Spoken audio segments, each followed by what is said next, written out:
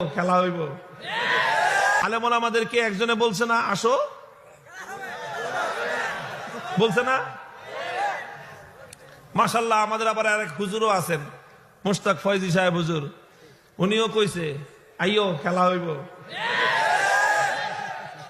খেলতে চা আসে, খেলা হবে।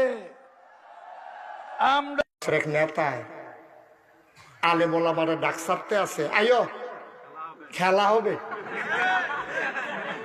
বর্বরায় কইল খেতে,